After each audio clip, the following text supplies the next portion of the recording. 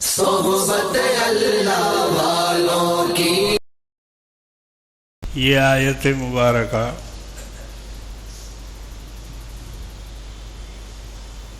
نزول قرآن کے سلسلے میں ہے.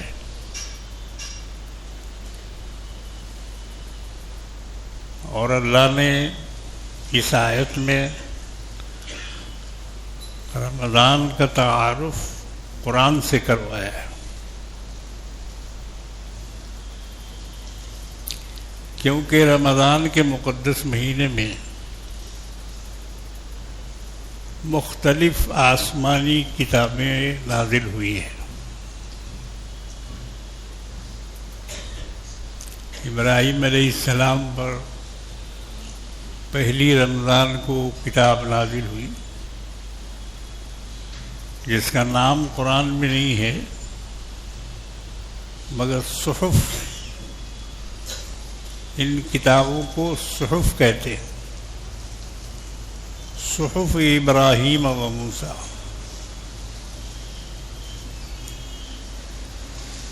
تو اسی طرح توریت بھی رمضان میں اتری، 13 رمضان. باقی اور کتابیں انجیل، زبور، مختلف ایام میں یہ کتابیں رمضان کے مہینے میں ہی نازل ہوا.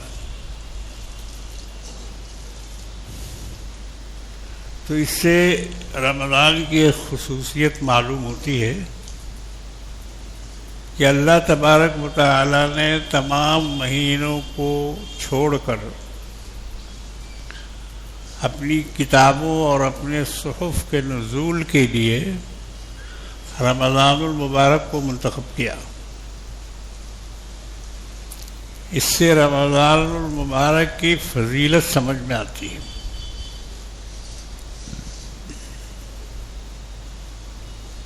یہ کتنا افضل مہینہ ہے کہ اللہ نے ہر کتاب چھوٹی ہو یا بڑی سب رمضان المبارک میں نازل فرمائے. اور اس میں سے یہ قرآن بھی ہے جس کا تذکرہ سب سے پہلے قرآن کر رہا ہے. شہر رمضان الذی انزل فیہ القرآن. یہ قرآن 24 رمضان کو نازل ہوا.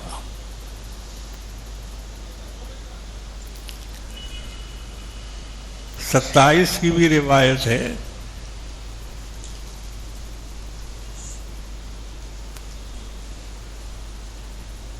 تو نازل ہونے کا مطلب یہ ہے کہ اللہ نے جو لوح محفوظ پر لکھ رکھا تھا تو ان کتابوں کو آسمانی دنیا میں بھیج دیا، وہاں سے منتقل کر دیا دنیا کے آسمان پر. اب یہاں سے یہ کتابیں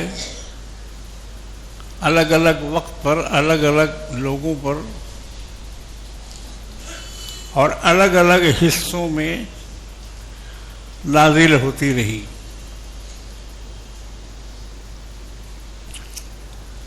رمضان المبارک کی ایک بہت بڑی خصوصیت یہی ہے کہ اس میں قرآن مبارک کے علاوہ اور دیگر کتابیں اللہ نے نازل فرمائی. اب اس سے آپ اس مہینے کی برکات اور اس کے انوار و تجلیات کا اندازہ لگائیے کہ اللہ نے اپنی کتابوں کے نازل کرنے کے لیے 12 مہینوں کو چھوڑ کر اس میں شوال بھی ہے، ذیقعد بھی ہے، ذی الحج بھی ہے، محرم بھی ہے، سفر بھی ہے، 11 مہینے ہیں اور ایک سے ایک فضیلت والے مہینے ہیں. مگر اللہ نے نزول کتاب کے لیے، جس میں قرآن بھی شامل ہے، تو اپنی کتابوں کو نازل کرنے کے لیے مہینہ جو منتخب کیا تو وہ رمضان کا مہینہ منتخب کیا. اس سے اس مہینے کی عظمت اور اس کی عزت اور اس کی بڑائی سمجھ میں آتی ہے کہ یہ کتنا مقدس مہینہ ہے اور اللہ کو کتنا پیارا ہے. ویسے بھی اللہ تعالیٰ کے رسول نے فرمایا کہ شعبان میرا مہینہ ہے اور رمضان اللہ کا مہینہ ہے. تو اللہ نے کتابوں کے نزول کے لیے اپنے مہینے کو منتخب فرمایا. تو یہ ایک بہت بڑی خصوصیت ہے رمضان المبارک کی کہ اس میں اللہ نے اپنی کتابیں نازل فرمائی. وہ کتابیں جو دنیا کی ہدایت کا باعث بنی اور جس سے انسانوں کو جنت کا راستہ ملا اور جس سے انسان بھٹکتے ہوئے قدموں سے آزادی کی طرف آیا، یہی وہ کتابیں ہیں.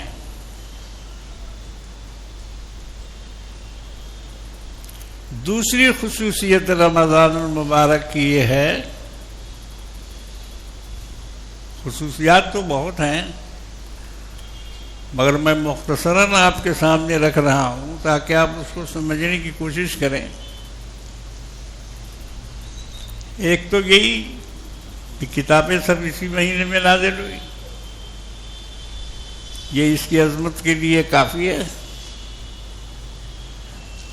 کوئی کتاب غیر رمضان میں نازل نہیں ہوئی، سب رمضان میں، رمضان المبارک میں. اب اللہ تبارک و تعالی نے اس مہینے کو گناہگاروں کے لیے خالی کیا، گناہگاروں کے لیے خالی کیا، جگہ بنائی، شیطانوں کو جگڑا، انہیں زنجیریں پہنائی، سرکس جناتوں کو اور شیطانوں کو انہیں قید کیا، انہیں کال کوٹھریوں میں بند کیا، یعنی عبادت گزاروں کے راستے سے ان کو ہٹایا. ان کو جیل دیا، قید خانہ دیا، زنجیروں میں جکڑا،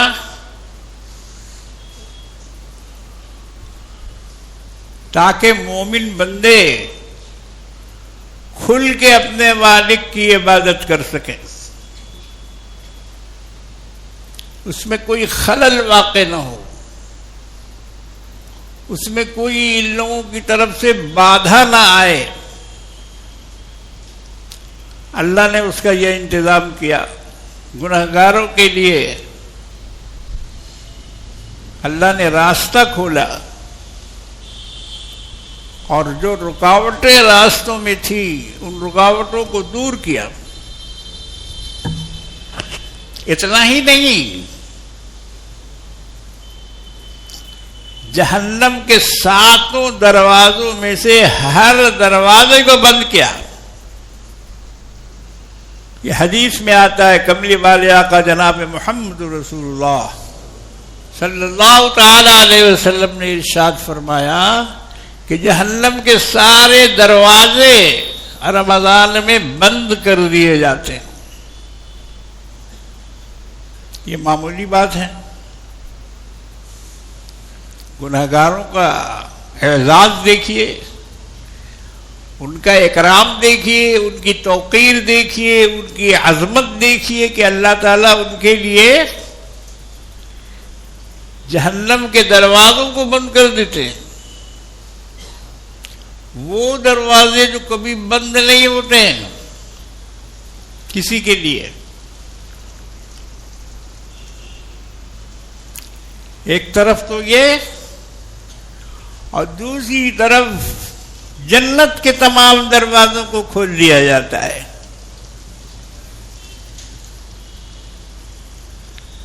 جہنم کے دروازے بند کر دیے جاتے ہیں اور جنت کے دروازوں کو کھول دیا جاتا ہے. حدیث شریف میں ہے کملی والے آقا محمد رسول اللہ صلی اللہ تعالی علیہ وسلم نے فرمایا کہ ایک منادی ندا کرنے والا ندا کرتا ہے، یا باغی الشر اقصر ویا باغی الخیر اقبل. اے نیکیوں کی کرنے والو آگے بڑھو، سبقت کرو، اور اے برائیوں کی طرف مائل ہونے والے پیچھے ہٹو، دور ہٹو. ان کو دور کیا جاتا ہے اور نیکیوں کی طرف سبقت کرنے والے کو آگے کیا جاتا ہے. یا باغی الخیر اقبل ویا باغی الشر اقصر. میرے محترم بزرگوں اور دوستوں، یہ ندا ہر روز دی جاتی ہے رمضان میں.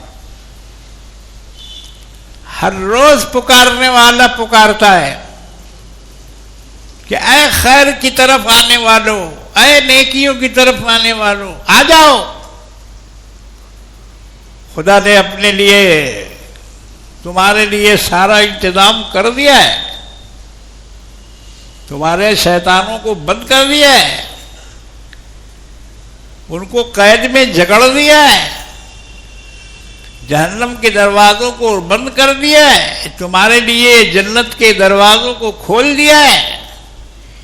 یہ سارا انتظام تمہارے رب نے تمہاری بخشش کے لیے کیا ہے، تمہاری مغفرت کے لیے کیا ہے، تمہاری نیکیوں میں اضافہ کے لیے کیا ہے.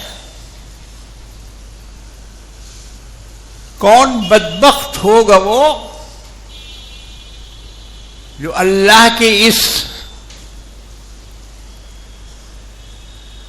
آفر کو قبول نہیں کرے گا.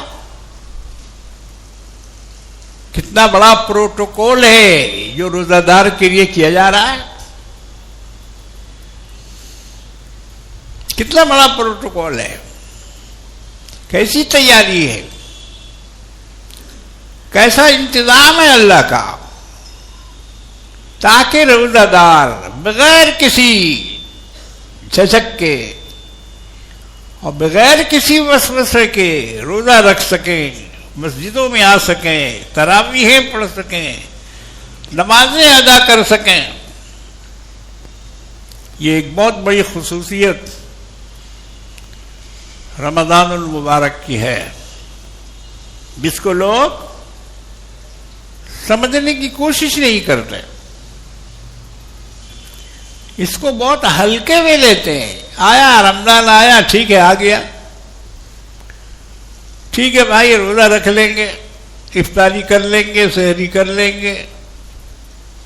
مگر اس کے لیے اللہ نے کیا کیا انتظام کیا آپ کے لیے آپ کو معلوم نہیں ہے. آپ کو بچانے کے لیے، آپ کی نیکیوں کو بڑھانے کے لیے، آپ کو آگے بڑھانے کے لیے نیکیوں کے راستے پر یہ معمولی انتظام ہے.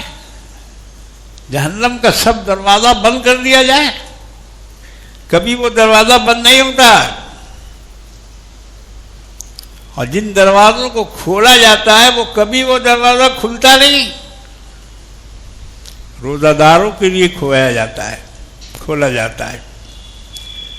حدیث شریف میں آتا ہے کملی والے آقا جناب محمد رسول اللہ صلی اللہ تعالی علیہ وسلم ارشاد فرماتے ہیں کہ جنت میں ایک دروازہ ہے جس کا نام ہے باب الریان. اس کا نام ہے باب الریان. اور وہ دروازہ صرف روزہ داروں کے لیے ہے، اس سے اور کوئی داخل نہیں ہو سکتا ہے۔ دروازوں میں داخل ہونا کیا خصوصیت ہے، راج بھون میں جائیے تب سمجھ میں آئے گا کہ آپ کس دروازے سے اندر جا سکتے ہیں، کس سے نہیں جا سکتے ہیں۔ ہزاروں دروازے وہاں بھی ہیں، تو آپ چلے جائیں گے، جگہ جگہ رکنا پڑے گا، یہاں سے نہیں وہاں سے، ادھر سے نہیں ادھر سے، نیچے سے نہیں اوپر سے، سب کا پروٹوکول بنا ہوا ہے۔ کوئی بھی بے دھڑک راج بھون میں نہیں جا سکتا ہے، اسمبلی ہاؤس میں بھی نہیں جا سکتا، وہاں کا بھی یہی حال ہے۔ دروازے الگ الگ مقرر ہیں، جہاں سے اسمبلی کے ممبران جاتے ہیں وہاں سے غیر ممبر داخل نہیں ہو سکتا، اس کو اپنا کارڈ دکھانا پڑے گا، آئی ڈی دکھا کر تب وہ اندر جا سکتا ہے۔ تو کسی بھی باغ یا کسی بھی بڑی جگہ پر جانے کے لیے بہت سارا پروٹوکول ہوتا ہے، تب کوئی آدمی اس کے اندر گھس سکتا ہے، تب جا سکتا ہے۔ مگر یہاں دیکھیے اللہ نے روزہ داروں کے لیے سارا پروٹوکول ختم کر دیا، چلے جاؤ جنت میں، جس جنت سے جانا ہے چلے جاؤ۔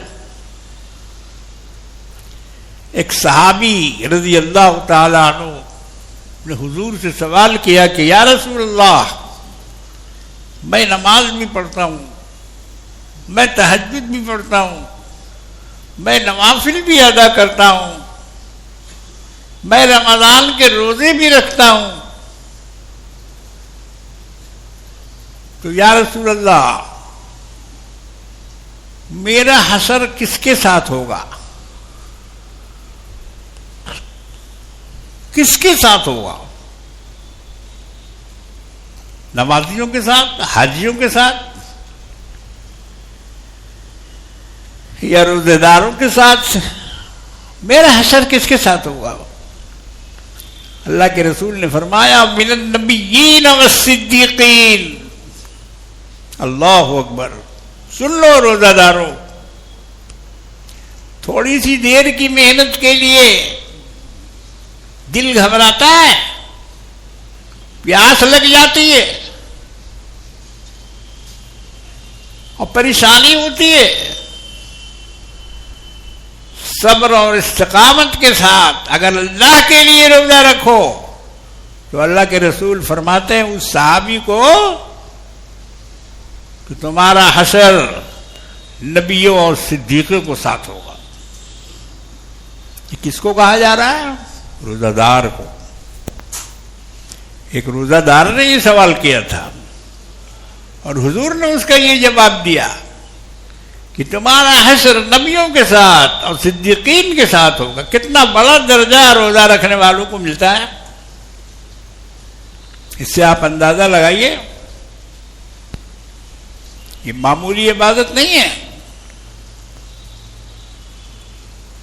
خدا کے لیے بھوکا رہنا، خدا کے لیے پیاسا رہنا، خدا کے لیے پیاس کی شدت کو برداشت کرنا۔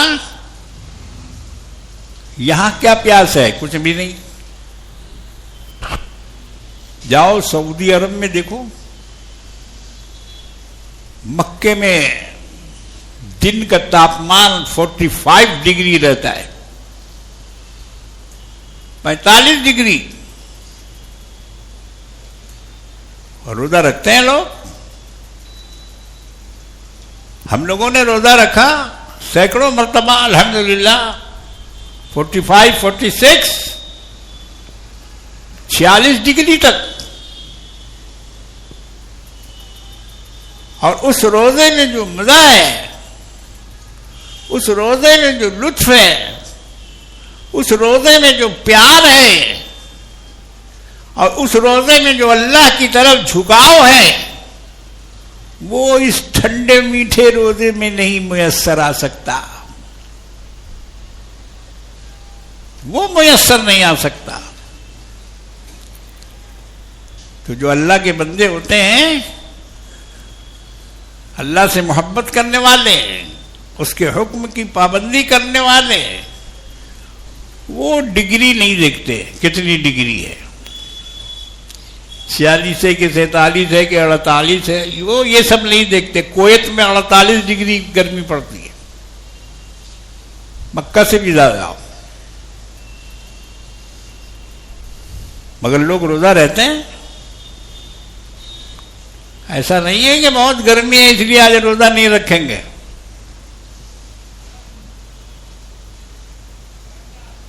کلکتے میں تو بہت سے لوگ ڈھل ملانے لگ گئے ہیں، یہ جو گرمی بڑی ہے، یہ دھوپ نکلی ہے تو بہت سے ٹچپچیا روزہ دار گھبرانے لگ گئے ہیں کہ اب کیا ہوگا، اب تو گرمی بڑھ گئی،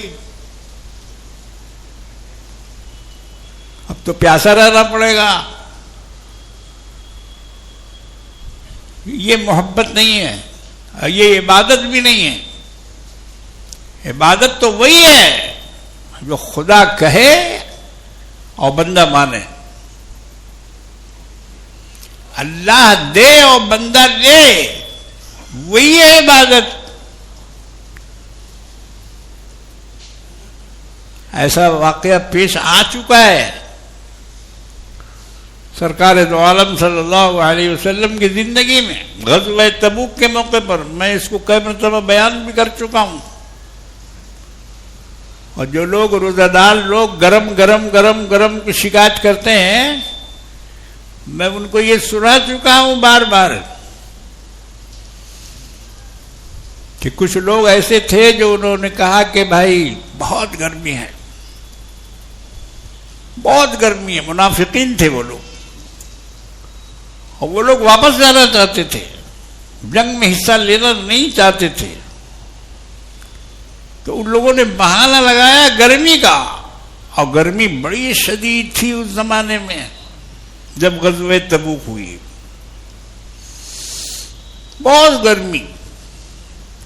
اور تبوک کا راستہ 1000 کلومیٹر مدینہ سے لے کر تبوک تک، پانی کا ایک کنواں بھی نہیں تھا اس وقت۔ اب تو سعودی گورنمنٹ نے پانی بہا دیا ہے وہاں، مگر اس وقت ایک کنواں بھی نہیں تھا کہ جہاں آدمی ٹھہر کے پانی پیتا یا آرام کرتا یا کچھ بھی کرتا۔ 1000 کلومیٹر لق و دق، بے آب و گیا جس کو بولتے ہیں۔ حالانکہ وہ جنگ ہوئی بھی نہیں، مگر اللہ کے رسول تشریف لے گئے 4000 صحابہ کے ساتھ۔ آپ نے تبوک کا سفر کیا، گرمی جھیلی، پریشانی اٹھائی، پیاس کی مار سہی، اور اسی تبوک کے موقع پر یہ معجزہ صادر ہوا۔ سرکار دو عالم صلی اللہ علیہ وسلم کے پاس لوگ آئے کہ یا رسول اللہ پانی پانی پانی،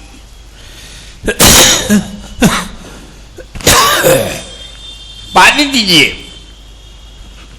اب چلا نہیں جاتا، اب رہا نہیں جاتا، اب برداشت نہیں ہو رہا ہے، پانی کا انتظام کیجیے۔ اب اللہ کے رسول وہاں پانی کا انتظام کیسے کرتے ہیں؟ کوئی بورویل تو تھا نہیں، کوئی کنواں تو تھا نہیں، کوئی چشمہ تو تھا نہیں، مگر جب امت نے پانی مانگا تو اللہ کی رحمت کو اسی طرح جوش آیا جس طرح موسیٰ علیہ السلام کی امت نے پانی مانگا تھا۔ وَإِذِ اسْتَسْقَىٰ مُوسَىٰ لِقَوْمِهِ، موسیٰ کی قوم نے پیاس پیاس کی آواز لگائی تو ہم نے کیا کیا؟ فَقُلْنَا اضْرِب بِّعَصَاكَ الْحَجَرَ، ہم نے کہا اے موسیٰ اپنے عصا کو پتھر پہ مار. اللہ نے راستہ بتایا پانی کا. موسیٰ علیہ السلام کا معجزہ تھا ان کی چھڑی، ان کی لاٹھی. انہوں نے پتھر پہ مارا. فَانْفَجَرَتْ مِنْهُ اثْنَتَا عَشْرَةَ عَيْنًا، اس پتھر سے 12 چشمے پھوٹ پڑے پانی کے. 12 قبیلوں کے لیے، 12 قبیلے تھے ان کے فوج میں، تو ہر قبیلے کے لیے الگ الگ چشمہ پھوٹا. وہ پہاڑ آج بھی موجود ہے، اور وہ چشمے اگرچہ بند ہو گئے ہیں، اب اس میں سے پانی نہیں آ رہا ہے، لیکن پھر بھی اس کے نشانات ہیں. جس پتھر پہ موسیٰ علیہ السلام نے لاٹھی ماری تھی وہ پتھر آج بھی موجود ہے. زیارت کرنے والے جاتے ہیں، زیارت کرتے ہیں اس کی. 12 چشمے نکلے پانی کے، اور موسیٰ کی قوم سیراب ہوئی. اگر یہ نہیں معجزہ ہوتا تو موسیٰ کی قوم کافر ہو جاتی، کافر ہو جاتے، دین سے پھر جاتے وہ لوگ. اللہ نے ان کے لیے پانی کا انتظام کرایا موسیٰ علیہ السلام کے ذریعے سے. بالکل وہی نقشہ جنگ تبوک میں جناب محمد رسول اللہ صلی اللہ تعالی علیہ وسلم کے سامنے آیا. یا رسول اللہ پانی پانی پانی پلائیے، پانی نہیں ہے. تو حضور کے پاس کوئی لاٹھی تو تھی نہیں، حضور کو کوئی لاٹھی کا معجزہ تو دیا نہیں گیا تھا، بلکہ حضور تو خود ایک زندہ معجزہ تھے. کہا کہ پانی چاہیے، اچھا ایک برتن لاؤ. ایک بڑا سا برتن منگوایا اور کہا کہ تم لوگوں کے پاس جتنا پانی بچا ہے تھوڑا تھوڑا کر کے وہ سب اس میں ڈالو. سب پانی تھوڑا تھوڑا جس کے مشک میں جو بھی رہ گیا تھا لوگوں نے اس میں ڈالا. آپ نے اس پر ایک کپڑا اڑایا. کپڑا اڑانے کے بعد آپ نے اپنی دونوں انگلی مبارک انگشت شہادت اس میں ڈالی، لگایا اور کہا کہ پانی لو. دونوں انگلیوں سے پانی کا چشمہ ابل پڑا، فوارہ کی طرح پانی نکلا. اور اتنا پانی نکلا کہ 1400 صحابہ اکرام نے اس میں سے غسل کیا، پانی پیا، اپنے اپنے مشکینوں کو بھرا. جانتے ہو اپنے نبی کے بارے میں؟ یا خالی ڈھول بجانا آتا ہے ربیع الاول میں؟ اس کے علاوہ کچھ سیکھا؟ اس کے علاوہ کچھ سمجھا؟ اس کے علاوہ کچھ معلوم کیا؟ کون ہے تمہارے رسول؟ امت کے لشکر کو پانی پلانے والا، اپنی انگلیوں سے پانی پلایا، انگلیوں سے پانی کا چشمہ ابالا، فوارہ کی طرح پانی نکلا اور پورے لشکر نے سیراب ہو کر پیا. یہ کیا تھا؟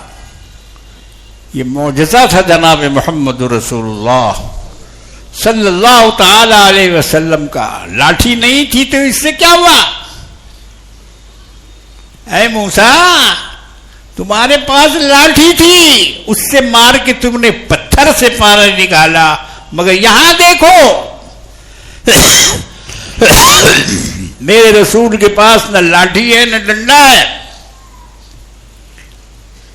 بلکہ اپنا ہاتھ ہے، اپنا دست مبارک ہے، اور اپنے دست مبارک سے آپ نے پانی کا چشمہ بہا دیا۔ لشکر اسلام کو بچانے کے لیے محمد رسول اللہ صلی اللہ تعالی علیہ وسلم کے ہاتھوں اللہ تبارک و تعالی نے یہ معجزہ دکھلایا۔ اگر یہ معجزہ نہیں ہوتا، انگلی سے پانی نہیں نکلتا، تو ہزاروں لشکری اس دن مر جاتے پیاس کے مارے۔ پیاس کے مارے دم توڑ دیتے، مگر چونکہ وہ اللہ کے رسول تھے اور وہ لشکری خدا کے رسول کے ساتھ تھے اور وہ جہاد میں جا رہے تھے، تو اللہ کو ان کو بچانا، ان کی جان کی حفاظت کرنا اللہ پر لازم تھا۔ تو اللہ نے ان کی جان اس طرح سے بچائی کہ اپنے رسول کے ہاتھوں سے پانی کا فوارہ ابال دیا۔ یہ دین اس طرح سے پھیلا ہے۔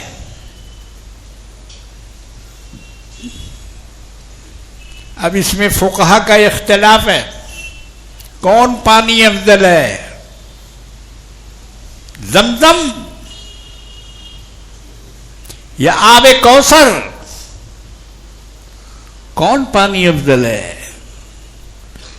تو علماء کی دلیل یہ ہے کہ آب زمزم سب سے زیادہ افضل ہے، اس لیے کہ سرکار جو عالم صلی اللہ علیہ وسلم کا جب سینہ مبارک چاک کیا گیا تھا دائی حلیمہ کے گھر، تو آپ کا دل مبارک باہر نکالا گیا تھا۔ اس زمانے کی سرجری اس کو نہیں سمجھ سکتی ہے۔ یہ کون سی سرجری تھی؟ یہ کون سا اوپن ہارٹ آپریشن تھا جو جبریل نے کیا تھا؟ ہارٹ نکالا گیا، قلب مبارک نکالا گیا، اس میں جو بھی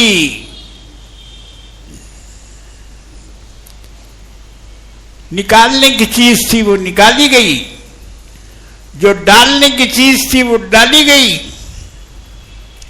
اس کو دھویا گیا۔ کس پانی سے دھویا گیا؟ آب کوثر سے نہیں، آب زمزم سے دھویا گیا۔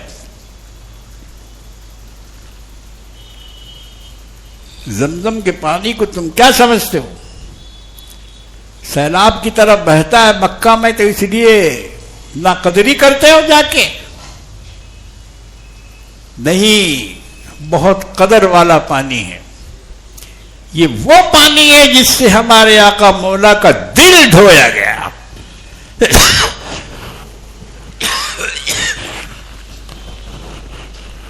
دل مبارک دھویا گیا اس پانی سے۔ اس کی تعظیم کرو، بسم اللہ پڑھ کے پیا کرو، 3 گھونٹ میں پیو، اور ہر گھونٹ میں دعا مانگو۔ یہ اس کے آداب ہیں زمزم کے۔ زمزم کے یہ آداب ہیں۔ اللہم انا نسألک علما نافعا ورزقا واسعا حلالا طیبا وشفاء من کل داء۔ یہ 3 سانس کی 3 دعائیں ہیں جو زمزم پینے کے وقت پڑھی جاتی ہے۔ اللہ کے رسول نے فرمایا کہ جس نیت سے زمزم پیا جائے گا وہ نیت پوری ہوگی۔ مزار والوں کو بولو جا کر، جو منت لے کے جاتے ہیں نا، ہڑیا پکواتے ہیں، دیگ چڑھواتے ہیں، نہ جانے کیا کیا کرتے ہیں، اس کو بولو کہ زمزم جس نیت سے پیا جائے، ہمارے آقا مولا نے فرمایا کہ اللہ تعالیٰ اس مقصد کو پورا کر دیتا ہے۔ میں نے ایک دفعہ اور سنایا تھا آپ کو، آج پھر سنا دوں. حضرت مولانا شیخ الاسلام حسین احمد مدنی رحمت اللہ علیہ، بہت بڑے بزرگ گزرے ہندوستان کے. مدینہ شریف میں 17 سال تک مسجد نبوی میں انہوں نے حدیث پڑھائی. انہی کے بیٹے محمود مدنی اور ارشد مدنی بھائی ہیں ان کے. مولانا اسعد مدنی ان کے صاحبزادے ہیں. تو یہ اپنا واقعہ بیان کرتے ہیں کہ زمزم کے کنویں کے پاس میں اکثر پانی پینے جاتا تھا. پہلے تو کنویں تک لوگ جاتے تھے، ہم بھی گئے ہیں بہت دفعہ جا کے وہیں خود سے ڈول کھینچا، پانی پیا، نہایا، سب کچھ کیا. تو اب وہ بند ہو گیا ہے، اب وہاں کسی کو جانے نہیں دیتے ہیں. تو مولانا حسین احمد مدنی رحمۃ اللہ علیہ فرماتے ہیں کہ ایک شخص کو میں دیکھتا تھا روزانہ کہ زمزم کا پانی پیتے تھے اور پانی کو داڑھی پہ لگاتے تھے اور دعا مانگتے تھے کہ اللہ میری داڑھی کو کالی کر دے. بوڑھے آدمی تھے، سفید داڑھی تھی، مگر دعا یہ مانگتے تھے کہ اللہ میری داڑھی کو کالی کر دیجیے، اور زمزم پیتے تھے. مولانا حسین احمد مدنی رحمۃ اللہ علیہ نے ان کو دیکھا اور اس کے بعد دیکھتے دیکھتے کچھ دنوں کے بعد مولانا فرماتے ہیں کہ اس کی داڑھی کالی ہو گئی. داڑھی کالی ہو گئی. ابھی بھی کسی کو کالی کرانا ہے تو جاؤ، زمزم موجود ہے، دعا کرو، وہاں نیت کرو کہ اللہ ہماری داڑھی کو بھی کالی کر دیجئے. تو اصل دعا تو دل سے ہوتی ہے. یہ آواز ان کے دل سے نکل رہی تھی، تب جا کے قبول ہوئی. تو اختلاف ہے کہ کون سا پانی سب سے زیادہ افضل ہے، زمزم افضل ہے یا کوثر افضل ہے. تو علماء کی رائے یہی ہوئی کہ کوثر نہیں بلکہ آب زمزم افضل اس لیے ہے کہ اللہ کے رسول کے دل مبارک کو اس سے دھویا گیا ہے، قلب مبارک کو اس سے دھویا گیا. اب پھر مسئلہ چلا کہ اور بھی کوئی پانی ہے جو زمزم سے بھی افضل ہو، اور بھی کوئی ہے؟ تو فقہا نے کہا کہ ہاں، ایک پانی اور ہے جو زمزم سے بھی ہزاروں درجہ افضل ہے، اور وہ پانی وہ ہے جو انگلی مبارک سے نکلا جناب محمد رسول اللہ صلی اللہ تعالی علیہ وسلم. وہ پانی کوثر اور زمزم سب سے افضل ہے. تو میرے بھائیوں، بزرگوں، دوستوں، اللہ تبارک و تعالی جب اپنا معجزہ دکھلاتے ہیں تو ان کے نزدیک یہ ساری چیزیں ایسی ہیں کہ اس کو آپ سوچ نہیں سکتے، سمجھ نہیں سکتے. تو انہوں نے رمضان کے مہینے کو ہمارے لیے مسخر کر دیا.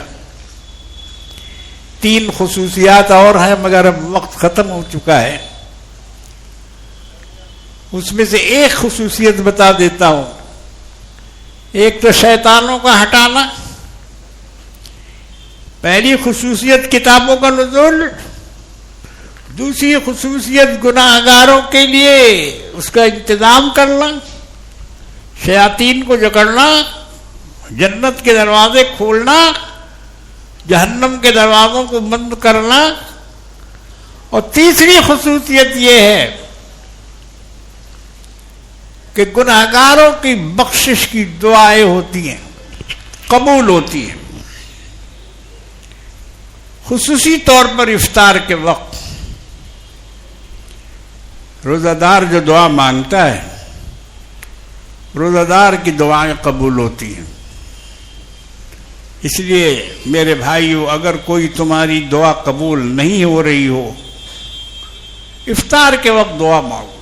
یہ کوئی ضروری نہیں کہ ٹوپی لگاؤ، یہ ضروری نہیں کہ افطاری سامنے رکھو، سینی کے سامنے بیٹھ کے ہاتھ اٹھا کے دعا مانگنا یہ ثابت نہیں ہے. لوگ ایسے ہی وقت میں دعا مانگتے ہیں، جب افطاری لگ جاتی ہے تو اس کے بعد بیٹھتے ہیں دعا کرنے. نہیں، یہ طریقہ نہیں ہے. افطار کے سامنے ہاتھ اٹھا کے دعا کرنا یہ طریقہ نہیں ہے. الگ سے دعا مانگو کہیں پر، تاکہ یہ نہ معلوم ہو کہ افطاری سے مانگا جا رہا ہے، یا افطاری کا حوالہ دیا جا رہا ہے، یا افطاری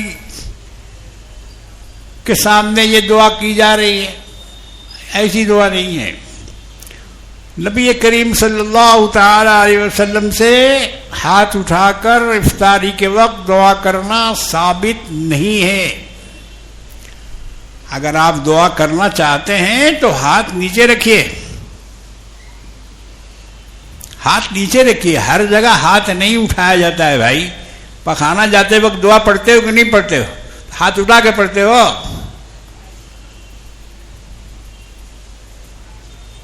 اس وقت تو ہاتھ اٹھانا نہیں ہے. یہ نہیں ہے کہ ہر دعا میں ہاتھ اٹھایا جائے. اسی طرح اذان کی دعا، اس میں بھی ہاتھ اٹھانا ضروری نہیں ہے. آپ منہ سے پڑھ سکتے ہیں اللہم رب ہذہ الدعوۃ التامہ والصلاۃ القائمہ. تو اسی طرح سے افطاری کی دعا بھی آپ بیٹھے بیٹھے کیجئے، اگرچہ افطاری سامنے ہو، مگر ہاتھ اٹھانے کی ضرورت نہیں ہے. وہ دعا ہاتھ اٹھانے کی نہیں ہے. اللہ سے مانگو، چپ کے مانگو، رو کے مانگو، قلب کے مانگو، دل سے مانگو. وہ وقت قبولیت کا ہے، اس وقت دعا قبول ہوتی ہے. اس کے آگے انشاءاللہ اگلے رمضان میں، اگلے جمعے میں آپ کے سامنے جو باتیں رہ گئی ہیں، اللہ کے فضل و کرم سے اس کو بیان کرنے کی کوشش کروں گا. وآخر دعوانا الحمد للہ رب العالمین.